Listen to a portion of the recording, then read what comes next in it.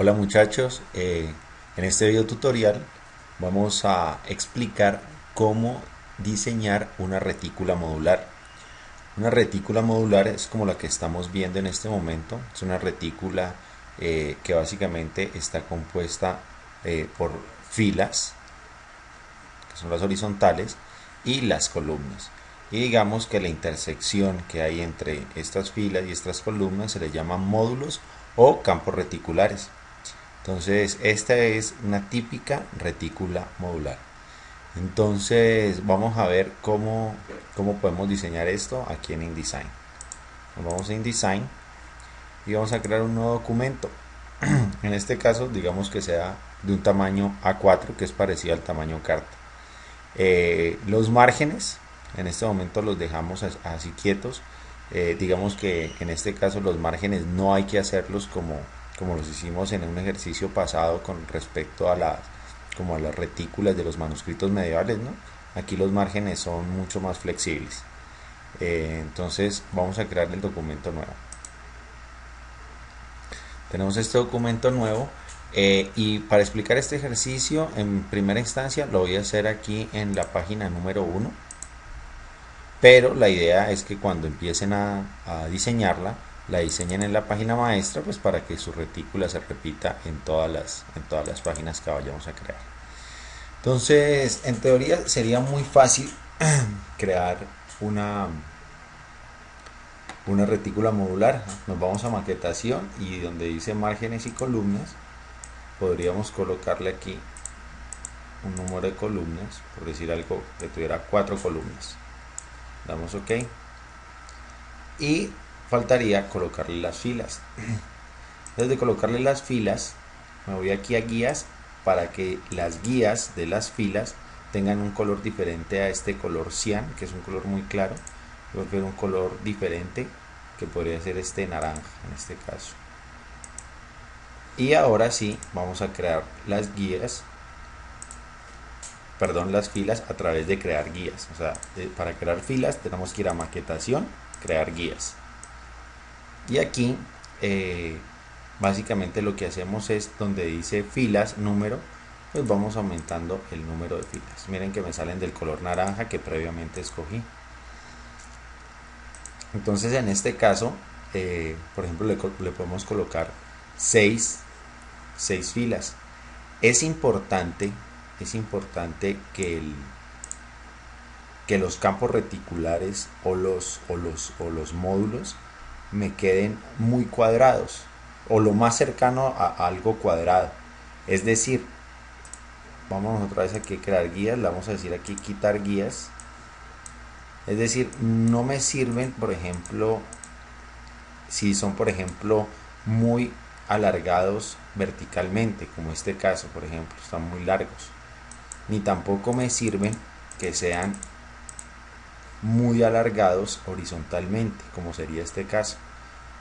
La idea es que su proporción sea lo más cercana a lo cuadrado, es decir, podría ser 6, podría ser 5, podría ser 7, pero me parece que 6 es como un número que le da unas buenas proporciones al módulo de la retícula.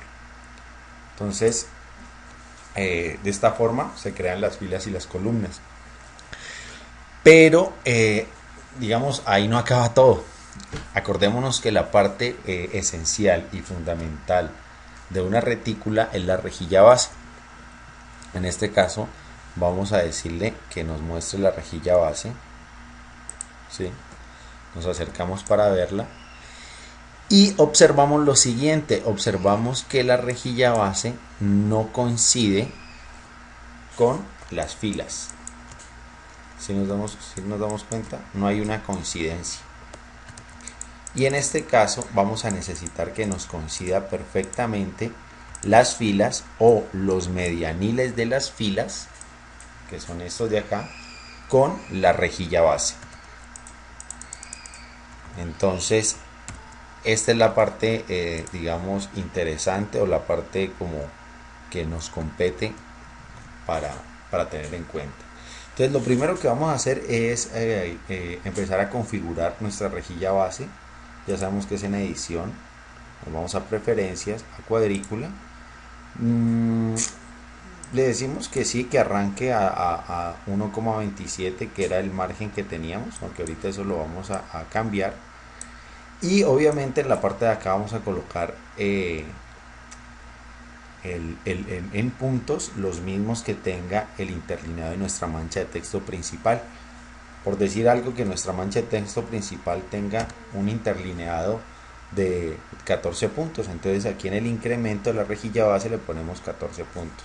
Le cambiamos aquí el umbral de visualización, pues para que nos la deje ver, que aquí no lo está dejando ver. Listo, perfecto. Entonces nos damos cuenta que no hay coincidencia. Entonces, lo que vamos a hacer es, les voy a explicar, es como una fórmula matemática para que esto nos quede bien.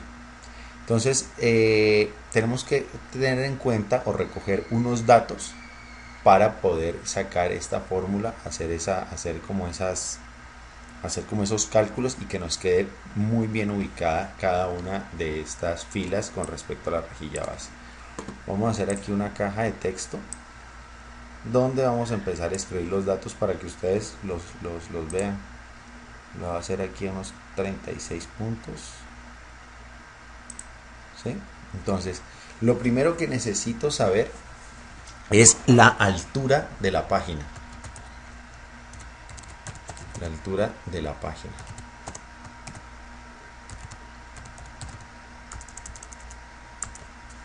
Perdón, voy a colocar esto aquí en español. De la página. ¿Sí? Esta altura de la página la podemos decir como AP. Nombrar como AP. ¿Sí? Pero yo necesito empezar a trabajar en este caso específico en puntos, es decir, no me sirve trabajar ni en centímetros ni en milímetros, sino en puntos. ¿Por qué? Porque como vamos a trabajar con respecto a la rejilla base, y la rejilla base, el incremento se da en puntos, entonces para poder calcular todo es mejor todo convertir a puntos. Entonces, para esto, ¿qué vamos a hacer? Nos vamos a edición, preferencias, unidades e incrementos, y aquí donde dice horizontal ponemos puntos y vertical también ponemos puntos. Ok, listo. Ahorita sí verifiquemos cuál es la altura de la página, de cualquier página que escojamos. Archivo, nos vamos a ajuste documento, y aquí donde dice altura nos aparece en puntos. En este caso es 841,89 puntos. Como los puntos es una unidad tan pequeña, necesito trabajar con números enteros, es decir, que no tenga decimales. Entonces lo que yo puedo hacer es modificar la altura de la página aproximándolo al número entero más cercano. En este caso sería 842. ¿Sí? Y vamos a darle OK. El cambio es casi imperceptible porque los puntos son muy pequeños y como estamos aumentando son décimas de puntos, ni se va a notar el cambio. Listo. Entonces ya nuestra página ya es de 842 puntos de altura, que es el primer dato que necesito, y lo voy a colocar aquí. 842 puntos. ¿Qué otro dato necesito? Necesito saber el número de filas que va a tener nuestra retícula. En este caso serían 1, 2, 3, 4, 5, 6 filas. Entonces vamos a colocar acá número de filas. El otro dato que necesitamos saber, como les decía, era el número de filas. Entonces en este caso serían 1, 2, 3, 4, 5, 6 filas. Entonces aquí colocamos número de filas, que lo podemos identificar con NF.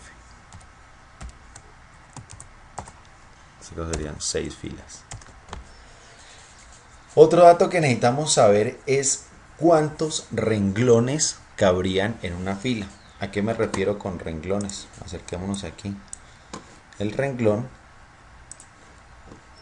sería básicamente esto es un renglón. Vamos a darle un color, quitémosle el borde. Entonces, esto sería un renglón, dos renglones, tres renglones. O sea, ¿cuántos renglones cabrían en una fila? Entonces contemos: 1, 2, 3, 4, 5, 6, 7, 8. En la de acá vemos cuántos son. A ver, 1, 2, 3, 4, 5, 6, 7, 8, 8 y algo. Pero entonces el promedio más o menos es 8. Entonces podemos trabajar con esa idea de que el promedio sean 8 renglones. Entonces vamos a colocar aquí el número de renglones o renglones por fila. Renglones por fila. Esto lo podemos identificar como un RF. En este caso serían 8, ¿no? Dijimos que 8. Y el último dato que necesitamos pues es saber el incremento de la rejilla base, que básicamente es la altura del renglón. La altura del renglón es la distancia que hay entre cada incremento de línea base a línea base, que es el mismo interlineado de mancha de texto principal. Entonces pongámosle aquí rejilla base,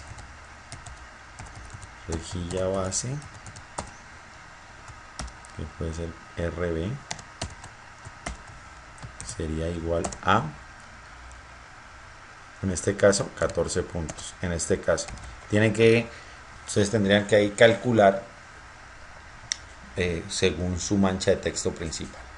Entonces ya con estos datos ya podemos empezar a realizar una serie de preguntas que nos van a ayudar a definir las medidas que necesitamos para que esto realmente coincida perfectamente. Entonces, la primera pregunta que nos podemos hacer es ¿cuántos renglones habrían entre la margen superior y la margen inferior? O sea, es decir, en este caso, entre estas márgenes, o sea, la altura que hay de este rectángulo azul, ¿cuántos renglones habría? No los vamos a contar estos de acá porque igual se van a modificar las márgenes más adelante. Entonces no sabemos exactamente, o sea, en este momento no están los renglones que quedarían entre las márgenes superiores e inferiores. Pero sí lo podemos sacar con estos datos. Entonces escribimos